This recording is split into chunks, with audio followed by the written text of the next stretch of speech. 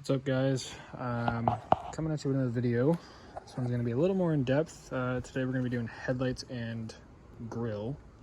Get to the rest of the stuff later, but I've got headlights and grill that I got for Christmas for my wife. I'm going to put that on. And then this thing has a funny story. It was actually stolen 2 days ago and was found like just a hill over. So the next street over, there's a house over there, and then on the other side of that house's backyard there's another road that goes back and it like wraps around to the back of this backyard. It's my parents' house. We actually found it right over there. Anyways, let's get to the start of the video. So this is a pretty basic install. This is a 97 Honda Civic LX 4-door, obviously. There is a couple bolts right here. Got to undo a couple plugs right back in here. Same thing on this side. There's a couple screws. I believe there's one screw underneath that you have to get.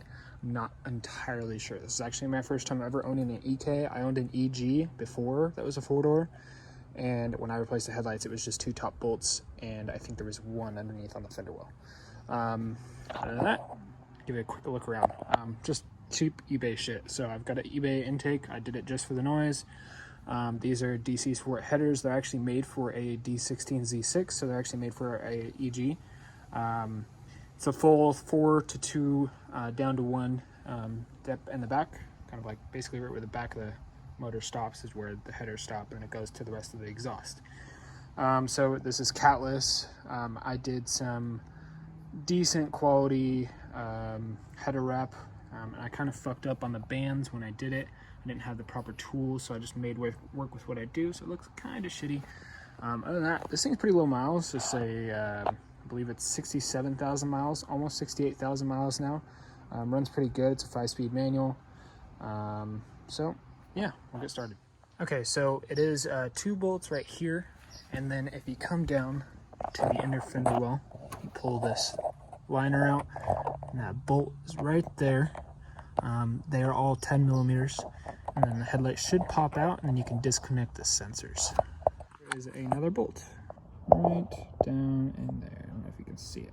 So since I'm replacing the grill, I think you can get it from underneath, but since I'm replacing the grill, I'll have all the room in the world to reach that. So I'm just going to pop off, zoom out a little bit. I'm going to pop off these 4 plastic screws, pull the grill off, and then I'll be able to reach it. Okay, so I got a little bit ahead of myself.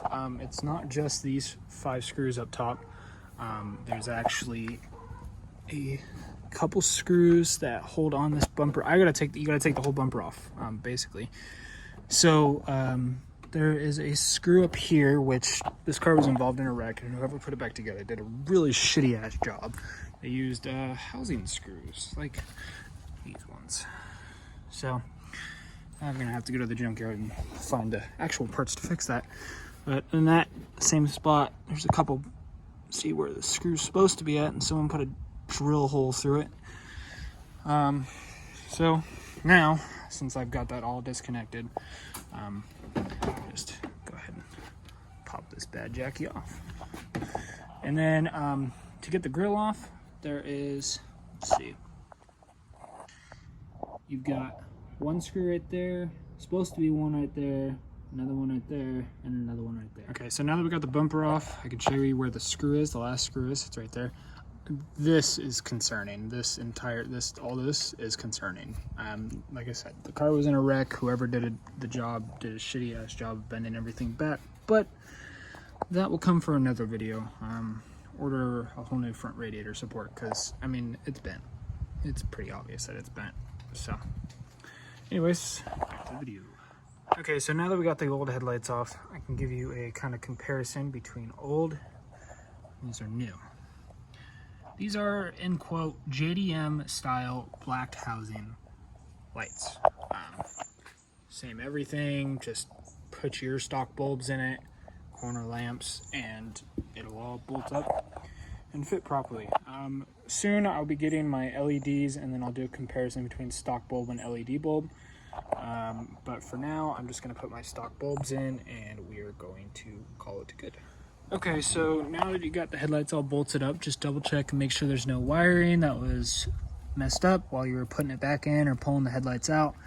Make sure everything's plugged in nice and snug, just because it's easy to do right now, which is what I'm going to do while I'm talking to you. All bolts are tight. So I already snapped the new grill in. The new grill on the back side didn't have the clip retainers to hold the bottom side in. It actually just snaps into place on the bottom. And then so when I put the bumper back on, there's these 5 bolt holes that I would just have to screw back down. All right, well, that's the end of today's video. Hope you guys learned something maybe, or just enjoyed watching it.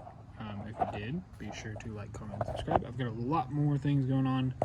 I've got coilovers and camber kit front and rear, and obviously I'm ordering the taillights soon, or the headlights soon, and we'll be doing an install on that. I'm going to be gutting the back half of it, so basically from the front seats back I'm going to be gutting and doing a lot of weight reduction. Not really for speed, but just because it makes it lighter, and